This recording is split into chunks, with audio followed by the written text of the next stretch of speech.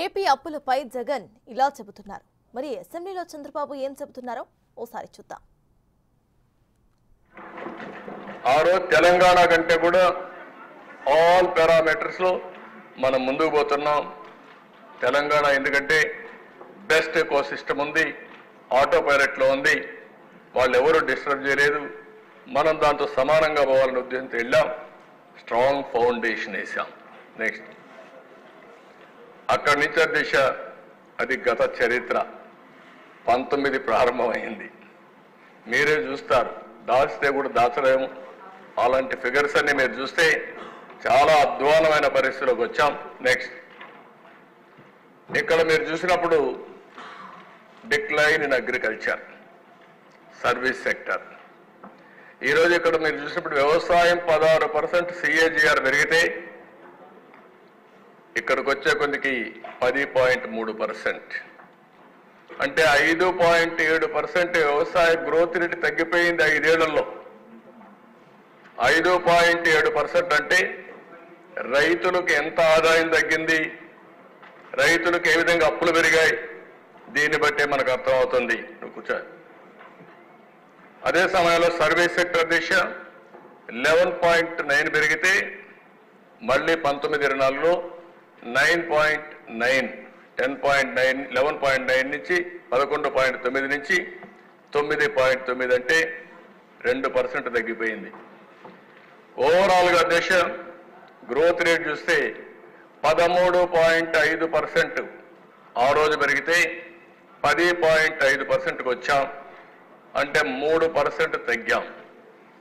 ఓవరాల్గా మీరు చూసినప్పుడు 6,94,000 కోట్ల రూపాయలు GSTP కాంట్రిబ్యూషన్ తగ్గిపోయింది. దానివల్ల మన రాష్ట్రానికి రావాల్సిన ఆదాయం మీరు చూస్తే 76,195 కోట్ల రూపాయల ఆదాయం తగ్గింది. ఎప్పుడు కూడా మనం గుర్తుపెట్టుకోవాల్సింది, సంపద సృష్టిస్తే ఆ సంపద వల్ల రాష్ట్రానికి ఆదాయం వస్తుంది, వ్యక్తుల ఆదాయం పెరుగుతుంది. అదే మరి ఇంకొక పక్కన చూస్తే ఒకవేళ కోవిడ్ లెక్కేసుకున్నా 52,197 కోట్లు వచ్చేది. నెక్స్ట్ ఇక్కడ కొన్ని విషయాలు మీరు చూస్తే అధ్యక్ష, ఎందుకు ఇది జరిగిందని చూసినప్పుడు power cost due to short term power purchase ఒక్క దాంట్లోనే 12,250 కోట్లు అదనపు బద్దన పడే పరిస్థితి వచ్చింది. ఒక్క ఇల్లీగల్ శాండ్లో అంటే ఇష్టానుసారంగా అమ్ముకున్న దాంట్లో ఒక 7,000 కోట్ల రూపాయలు రాష్ట్రానికి నష్టం వచ్చింది. అదే మరి మినరల్ వెల్త్ 9,750 కోట్ల రూపాయలు నష్టం వచ్చింది. ఇంకొక పక్కన అధ్యక్ష మ్యాంగ్రోవ్ ఫారెస్ట్ కాకినాడ, దాన్ని కూడా డెస్ట్రాయ్ చేశారు. దాన్ని డెస్ట్రాయ్ చేస్తే NGT 5 కోట్ల పెనాల్టీ వేశారు. దీనివల్ల ఒక పక్క అమరావతి, ఒక పక్క పోలవరం, ఒక పక్క పవర్ సెక్టర్, ఇంకొక పక్క ఇండస్ట్రీస్ అన్నింటిని పంపించేయడం, దీనివల్ల పెట్టుబడులు పెట్టే వ్యక్తుల్లో నమ్మకం పోయే పరిస్థితి వచ్చింది. ఇంకొక పక్కన దేశం ఒక్క పవర్ సెక్టర్లో మనం చూస్తే కరెంటు ఛార్జీలు పెంచిన తర్వాత వీళ్ళు చేసిన అవకతవకల వల్ల 1,29,000 కోట్ల రూపాయలు ఒక్క విద్యుత్ శక్తిలో బకాయిలు పడే పరిస్థితికి వచ్చాం. ఒక్క పవర్ సెక్టర్లోనే 1,29,000 కోట్లు. అంటే ఏ విధంగా మిస్మేనేజ్ చేశారు, ఎంత అవినీతి చేశారు, ఎంత అసమర్థ పరిపాలన చేశారో ఇది ఒక ఉదాహరణ. పోలవరం పూర్తి ఉంటే 45,000 కోట్ల రూపాయలు ఇప్పటికీ మనకు ఒక ఆదాయం వచ్చేది. అంటే ఇది కాకుండా మీరు ఒకసారి చూస్తే ఒక్క డ్యామేజెస్ లేకుంటే ఇప్పుడు అదనపు ఖర్చు 4,900 కోట్లు అవుతుంది. ఏదైతే ఐడిల్ పవర్ గాని వచ్చుంటే 3,000 కోట్ల రూపాయలు ఇప్పటికే ఆదాయం వచ్చేది. మొత్తం అన్నీ కలిపితే ఒక 55,000 కోట్లు అవుతుంది ఒక్క పోలవరం వల్ల నష్టం. ఇంకో పక్కన దేశం మేజర్ ఇండస్ట్రీ ఒకటి రాలేదు. ఇంకో పక్కన మేము చూస్తే సెంట్రల్ సెక్టర్ స్కీమ్స్ ఏదైతే 6,600 కోట్ల రూపాయలు మన డబ్బులు రిలీజ్ చేయకుండా వాళ్ళు ఇచ్చే డబ్బులు మనం ఖర్చు పెట్టుకోలేకపోయాం. సెంట్రల్లీ స్పాన్సర్డ్ స్కీమ్స్ అన్నీ కూడా మనం ఉపయోగించుకోలేకపోయాం. దానివల్ల పేదవాళ్ళకు న్యాయం జరగలేకపోయింది. ఇలాంటివన్నీ కూడా మనం చూసిన ఒక్కొక్కసారి డైవర్ట్ చేయడం, ఆ డైవర్షన్ వల్ల కూడా గవర్నమెంట్ ఆఫ్ ఇండియా డబ్బులు ఇవ్వకుండా నిలిపేసే పరిస్థితికి వచ్చారు. నెక్స్ట్, ఇక్కడ మీరు చూస్తే ఒక చార్ట్లో చూపించాం అధ్యక్ష. ఇందులో అమరావతి, పోలవరం రోడ్స్కి పెట్టుబడులు చాలా బాగా క్యాపిటల్ ఇన్వెస్ట్మెంట్ తగ్గించేశారు. ఇంకో పక్కన యాంటీ ఇండస్ట్రియల్ పాలసీ 227 ల్యాండ్స్ అన్ని అలాట్ చేస్తే అవన్నీ విత్డ్రా చేసేశారు, వాళ్ళు తరివేశారు. ఇంకో పక్కన చూస్తే అధ్యక్ష, వెల్త్ క్రియేట్ చేయకుండా GSDP, gross state domestic product, national లెవెల్లో జీడిపి అంటాం, మనం జిఎస్డిపి అంటాం. అది 6,94,000 కోట్ల రూపాయలు తగ్గిపోయే పరిస్థితికి వచ్చింది. దీనివల్ల 76,000 కోట్ల రూపాయల ఆదాయం తగ్గిపోయే పరిస్థితికి వచ్చింది. ఇన్ఫ్లేషన్ ప్రతి ఒక్క పేదవాడు సఫర్ అయ్యేది. తెలుగుదేశం పార్టీ హయాంలో 4.5% 5 సంవత్సరాల్లో ఉంటే 1924లో 6.2% పెరిగింది. అంటే 1.7% హైయర్ ఇన్ఫ్లేషన్ వచ్చింది, ద్రవ్యోల్బణం వచ్చింది, అవస్థపడే పరిస్థితికి వచ్చారు. ట్యాక్సేషన్ విపరీతంగా పెంచారు, కరెంటు పెంచారు, ఆర్టీసీ రేట్లు పెంచారు, పెట్రోల్ పెంచారు, శాండ్ పెంచారు, కడాన చెత్త మీద కూడా పన్నేసి ప్రజల్ని ఇబ్బంది పెట్టిన ప్రభుత్వం ఆనాటి ప్రభుత్వం. పన్నులు హైయెస్ట్ వేసే పరిస్థితికి వచ్చారు. వీటన్నిటి పర్యవసానం ఒకసారి అధ్యక్ష ఇక్కడ చూస్తే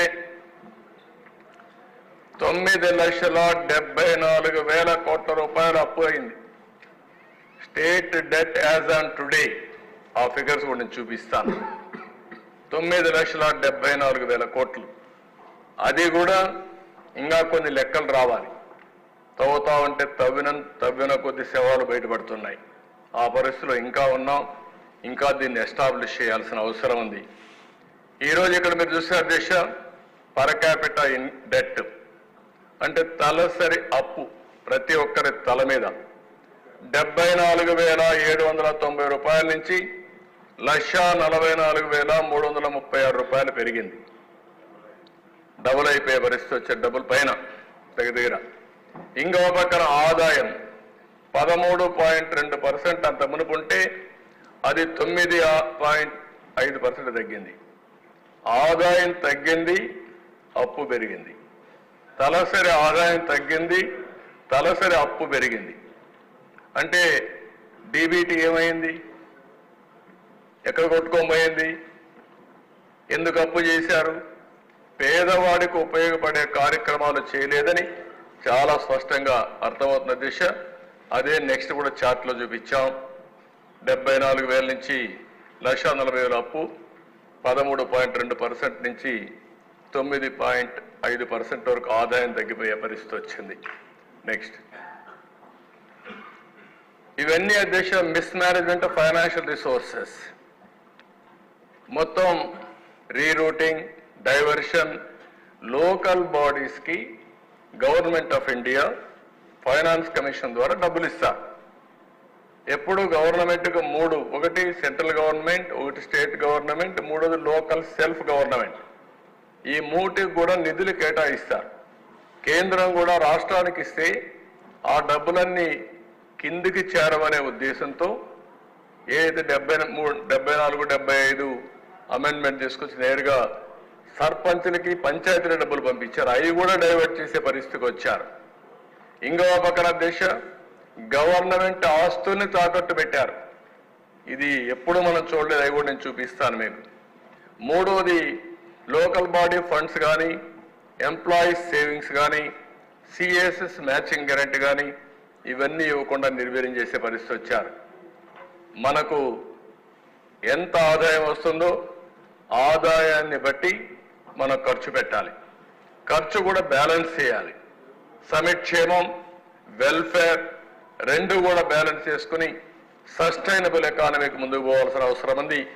అలాంటి ఆలోచనే రాకుండా పోవడం చాలా బాధాకరం ప్రీవియస్ గవర్నమెంట్లో. నెక్స్ట్, ఇక్కడ మీరు చూస్తే అధ్యక్ష ఈ చార్ట్లో హైయర్ ట్యాక్సెస్ ఫ్రమ్ సిటిజన్స్ నుంచి అది గవర్నమెంట్కి వస్తుంది.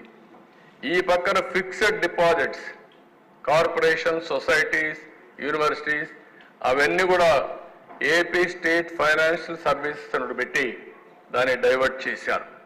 ఆ డబ్బులు మళ్ళీ స్టేట్ డెవలప్మెంట్ కార్పొరేషన్ తీసుకొచ్చారు. ఇంకొక పక్కన అప్పులన్నీ తీసుకొని ఆ అప్పులన్నీ కూడా స్టేట్ డెవలప్మెంట్ కార్పొరేషన్ పేరు పెట్టి అప్పులు చేయడం మొదలుపెట్టారు, ఆస్తుల్ని తాకట్టు చేయడం మొదలుపెట్టారు. ఇది కాకుండా భవిష్యత్తులో వచ్చే ఆదాయాలు మద్యపాన నిషేధం చెప్పారు. కడాన మద్యపాన నిషేధం చేయకపోతే పోయారు, కానీ మద్యపాన నిషేధాన్ని 25 ఏళ్లకు తాకట్టు పెట్టి వచ్చే ఆదాయాన్ని కూడా ప్రోగ్రాంలకు ఇచ్చే పరిస్థితికి వచ్చారు, మొత్తం డైవర్ట్ చేసే పరిస్థితికి వచ్చారు. నెక్స్ట్